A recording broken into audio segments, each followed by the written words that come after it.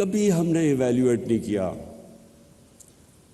کہ ہم نے جب افغان جہاد میں شرکت کی تو اس سے ہم نے کیا کھویا کیا پایا. اس کی کبھی انڈیپینڈنٹ انالیسز نہیں ہوئی کہ ہم نے اپنی بالکل افغانستان کے لوگوں کی مدد کی. فورن آکوپیشن تھی, ان سے ظلم ہوا, ہم نے شرکت کی, لیکن کبھی ہم نے یہ نہیں ایویلیویٹ کیا کہ کیا ہم نے شرکت اس لیے کی کہ ہم افغانستان کے لوگوں کی مدد کرنا چاہتے تھے, یا ہم نے شرکت کی ڈالرز کی وجہ سے اور ایڈ کی وجہ سے. اس کی ہم نے صحیح معنی میں ایویلیویشن نہیں کی, کبھی ڈسکشن نہیں ہوئی.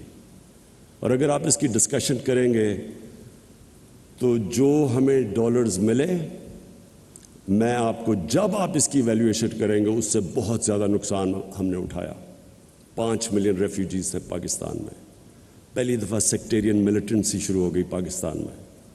اس کا اپنا جو ہمارے رول آف لا پہ امپیکٹ پڑا اور جو انویسٹمنٹ کی انوائرمنٹ کے اوپر امپیکٹ پڑا, وہ کوئی کسی نے نہیں اسیس کیا. پھر کلیشنکوفز, ڈرگز آ گئی مارکیٹ میں, بلیک کا پیسہ آ گیا, اس کا کیا امپیکٹ پڑا مارکیٹ پہ, کرپشن کیسے بڑھی. پھر جب ہم نے 9/11 کے بعد پھر سے ہم نے شرکت کی تو اس کا کیا امپیکٹ ہوا, کبھی کسی نے, میں نے کبھی کوئی انالیسز پاکستان میں نہیں سنی. اور کیوں اس کی وجہ تھی, کیونکہ جو ہماری ایلیٹ تھی اس نے شرکت کی اس میں. وہ تب بھی کی 80s میں, اپوزٹ چیزیں تھیں. 80s میں ہم کر رہے ہیں کہ جی ہم فورن آکوپیشن کے خلاف ہیں. 2000 کے بعد ہم کر رہے ہیں کہ نہیں جی اب فورن آکوپیشن کے بعد جو ریزسٹنس ہے وہ ٹیررزم ہے. یعنی ایک 180 ڈگریز ٹرن کیا ایک ملک نے, اپنی پرنسپلز کو وائلیٹ کیا, اور اس کا جو پھر ہمیں نقصان ہوا, میں نے کبھی یہ نہیں دیکھا کوئی ایویلیویٹ کرے کہ پاکستان کو اس کا کیا فائدہ ہوا, کیا نقصان ہوا. جو ڈیوسٹیشن ہوئی پاکستان میں, جو ہمارا برانڈنگ ہوئی. مجھے یاد ہے آرٹیکل نکلا, the most dangerous place in the world. The most dangerous place in the world, اس ملک میں کیا اکنامکس ہوگی, کیا انویسٹمنٹ ہوگی.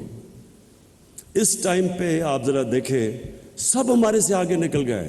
انڈیا, بنگلہ دیش, ویتنام, کمبوڈیا, جن کے ہم قریب تھے, سارے آگے نکل گئے پاکستان سے. کوئی ایویلیویٹ ہی نہیں کر سکتا کہ ہم نے اس جنگ کی کیا ہمارا ضرورت تھی.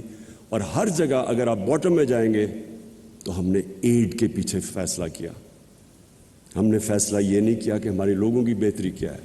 ہمیں ایک کسی اور ملک کے مفادات کے لیے ہم نے اپنے ملک کو قربان کیا, اور پھر ایویلیویشن بھی نہیں کبھی کی.